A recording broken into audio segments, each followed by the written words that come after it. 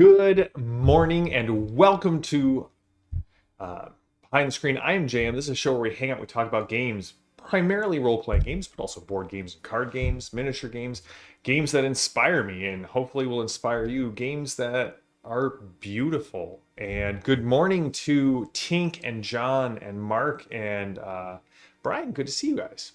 So, today we are talking about this question comes from actually one of our patrons.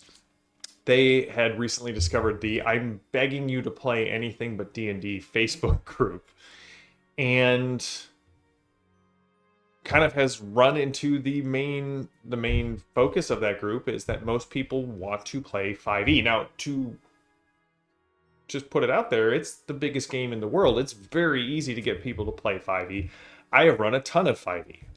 It's not my go-to game, but I enjoy 5e for what it is. Would I much rather be playing 2nd edition D&D? 100%. Or any of the variants that I discuss on the show, or any of like the Great Savage World settings, or RuneQuest or Jackals. Yes, but I still have a ton of 5e books right down here, and in fact I'm running a 5e adjacent game for a bunch of kids for the next 8 weeks, and it's going to be a ton of fun. 5e is a very solid and well-designed game system. But this is a problem, or an issue, I should say, that a lot of GMs and DMs have encountered throughout the history of gaming. Why are we only playing 1st edition D&D when we could be trying Call of Cthulhu or RuneQuest or Traveler?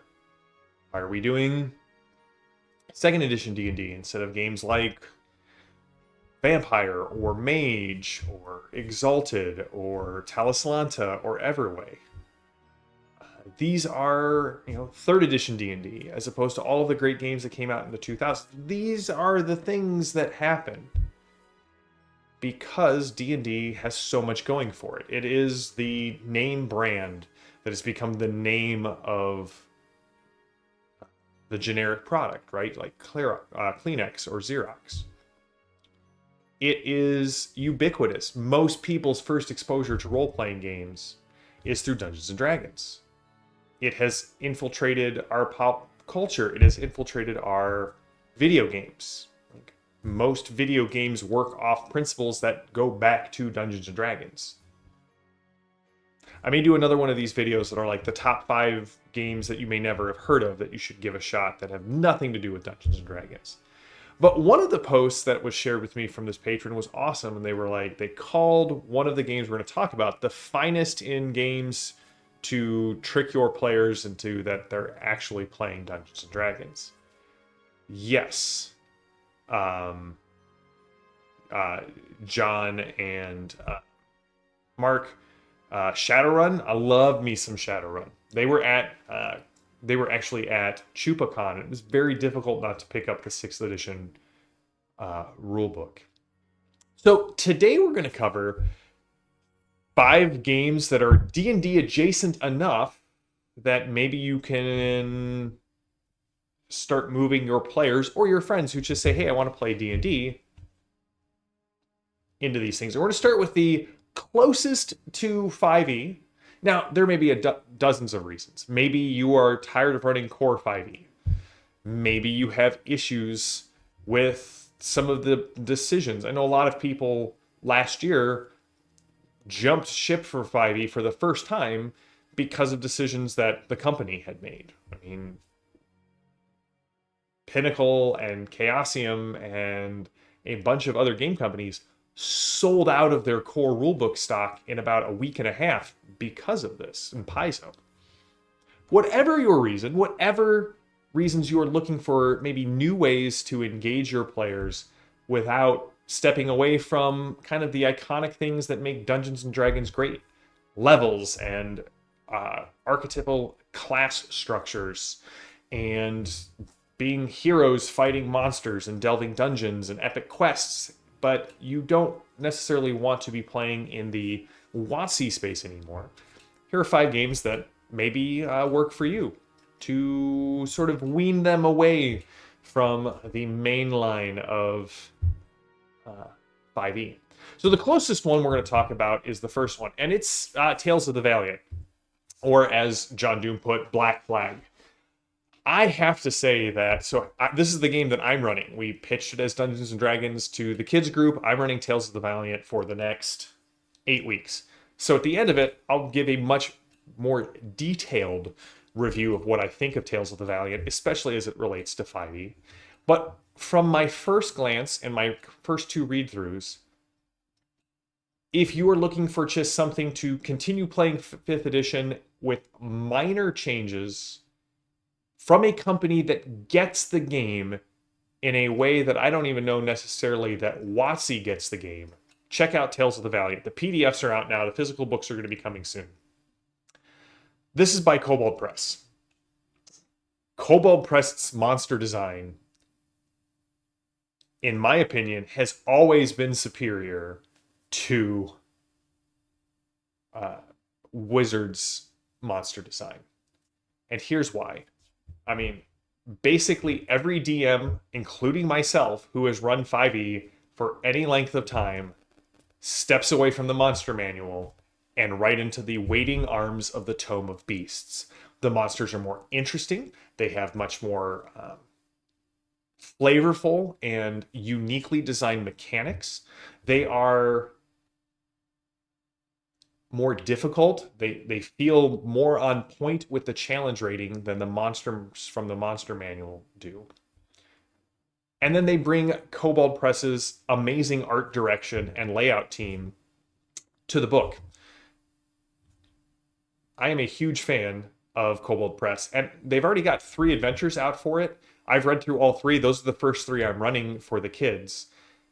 They're launching this game full steam ahead with a ton of support, and it only minorly diverges from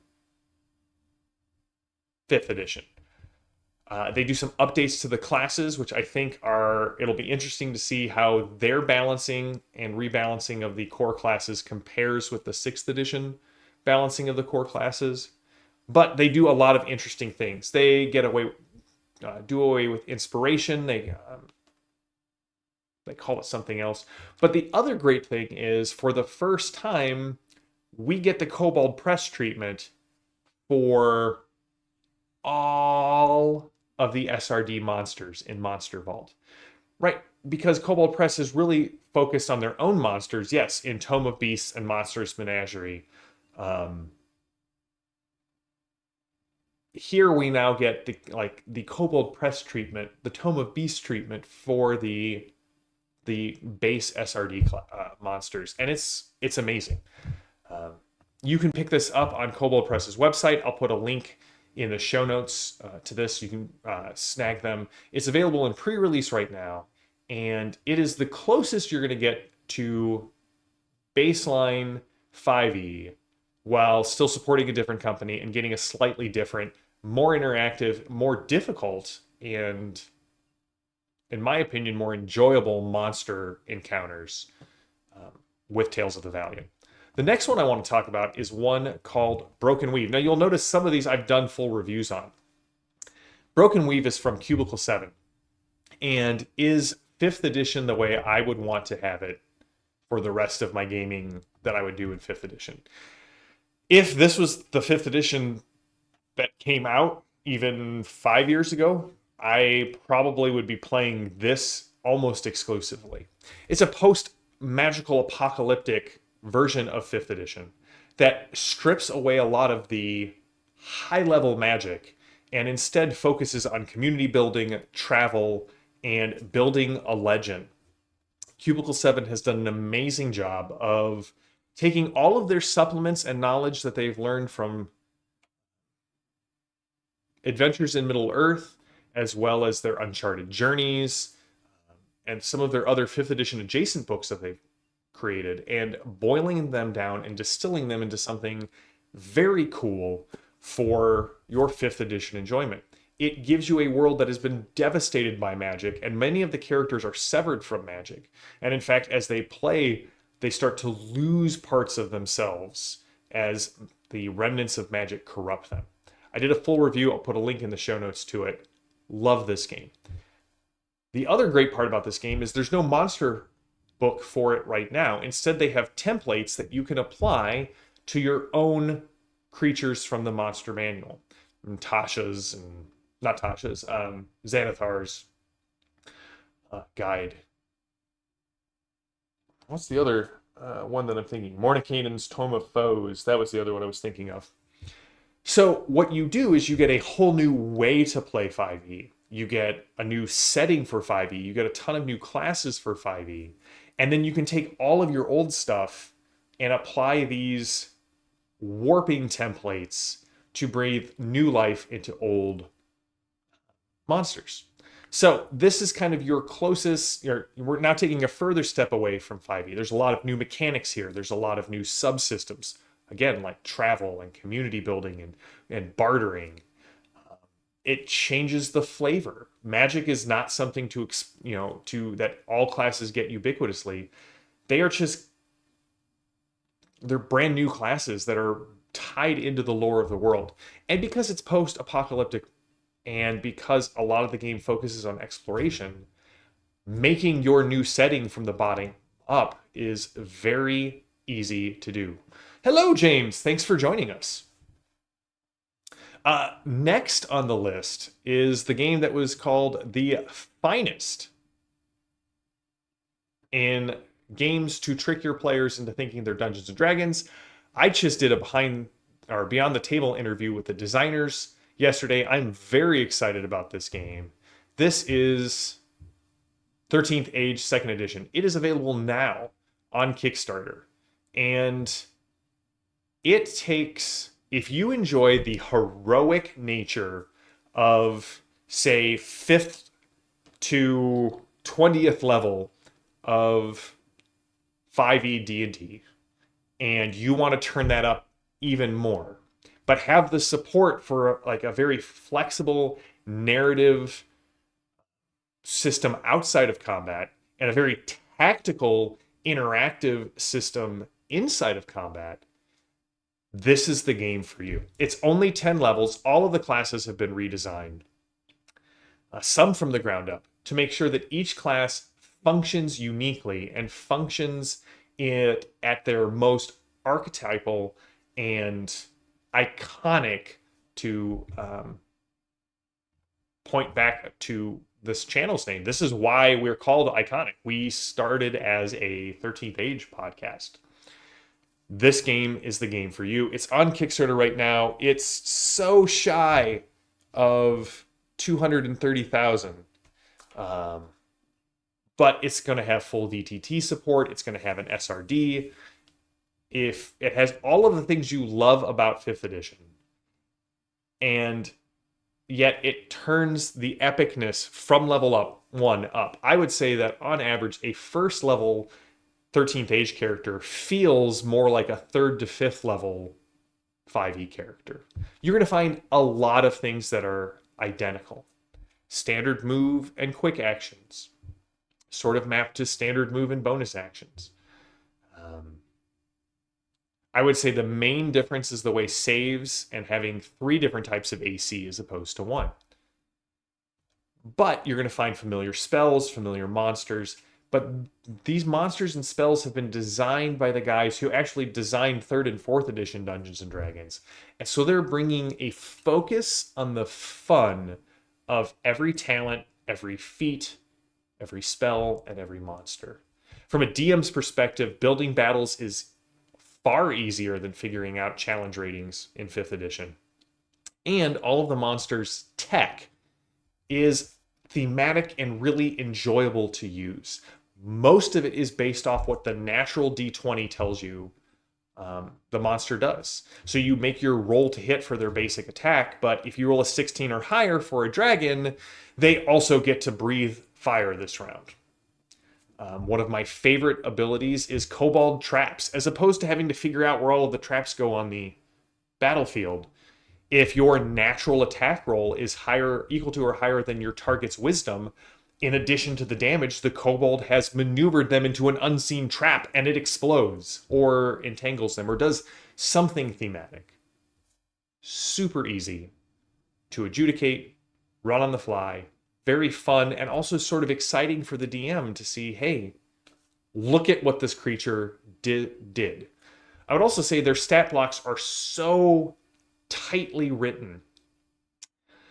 One of my problems with 5e monster design is how bloated the stat blocks are. There are so many things that they could just cut out because you don't need them as a DM, or you only need them in very like weird edge cases. And there's this design goal to make monsters sort of symmetrical to the player side.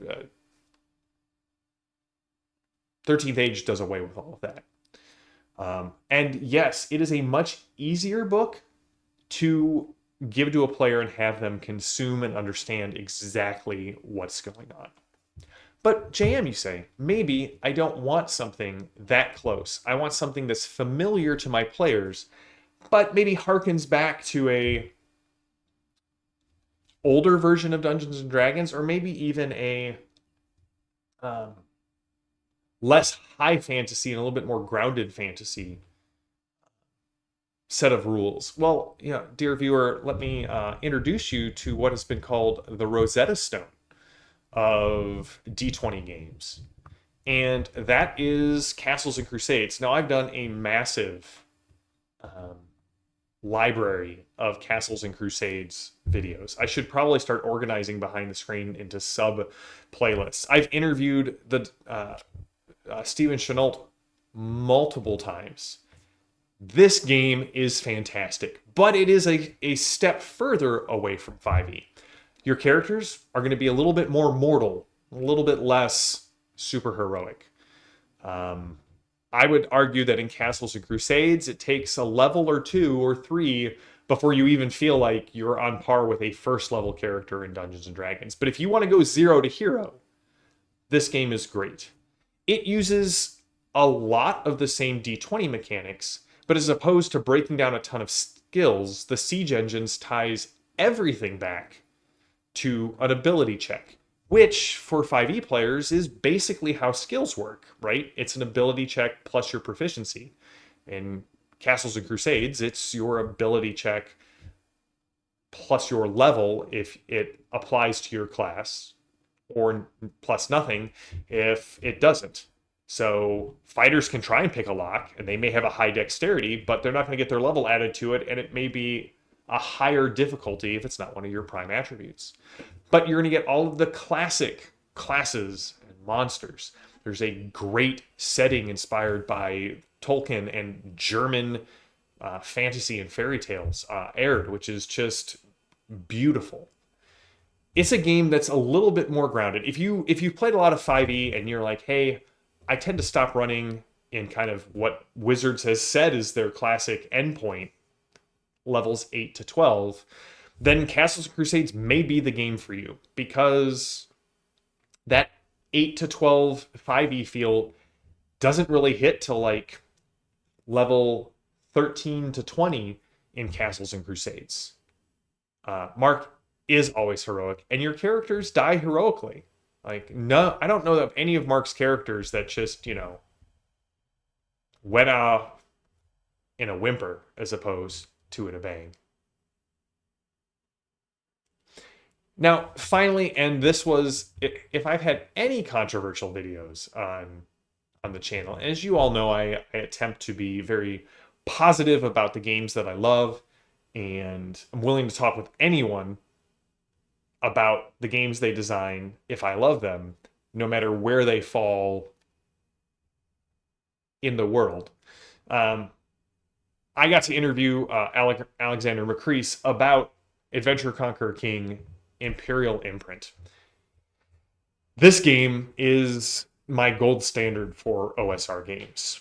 It is designed from design principle 0 to be a long-term campaign game. It has everything I want in a game. 0 to hero, and then beyond. Like, you stop playing as a hero and you start moving into a conqueror to take lands, maybe into a general, maybe you lead a church or a thieves guild.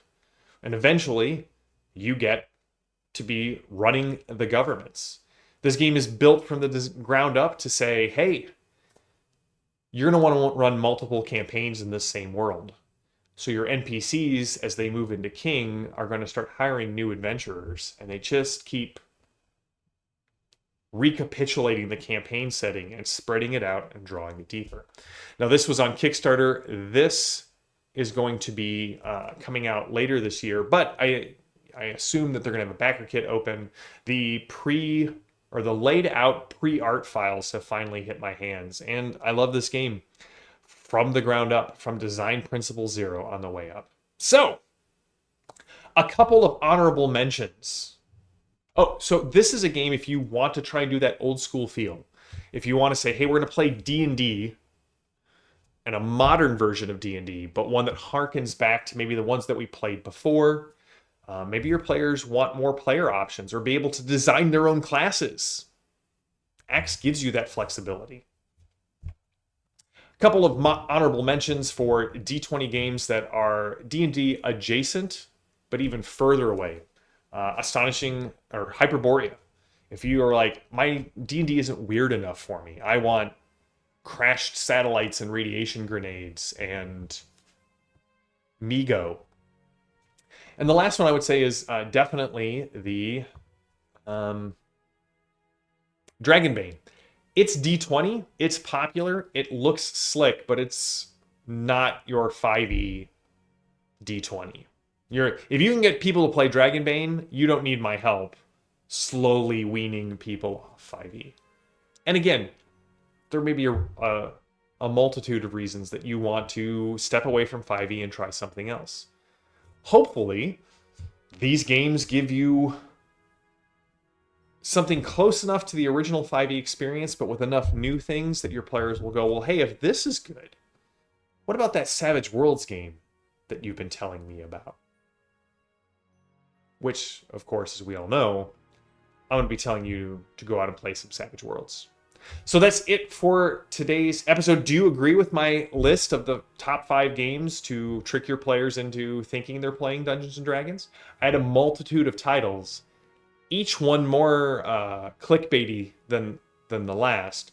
I like the one that's on the card that says, I can't believe it's not 5e. That was very well done. James, that's fantastic. I love Dragonbane, and I love the starter set. The starter set adventure is fantastic. The starter set rule, everything that comes in that starter set is beautiful. And yes, all right, one more honorable mention, specifically for my good friend Mark. Dungeon Crawl Classics. If you want more weirdness, then you should go DCC. Every spell has its own table. The better you roll, the more powerful your spell is. Actually, Mark, I own exactly 2 DCC products still. I own my Funky Dice, in case we ever play DCC. And then at Chupa, I picked up The Musics of the Spheres is Chaos, which I will be doing a review on when I finish this, because this is sort of an homage to the Temple of Elemental Evil. And what amazes me about this is only even part of it. The dungeon comes with rotating dungeon maps that attach to a board, so that as your players are moving through it, the dungeon is actually changing on them. So I will do a review of The Music of the Spheres is Chaos, but I need to get through this. Mark, let me know if you want me to pick you up a copy. They come to North Texas RPG Con, which I will be at next week, and I can just hold on to it for you until you come down for TPK. But that's it. That's what we looked at today in Behind the Screen. Thank you, everyone, for joining us. I'll be on Savage Universe tonight interviewing Pear Tree Studio. Peter from Pear Tree Studio. We're going to talk about his company, the products that he has out, and what's coming down the pipeline for them.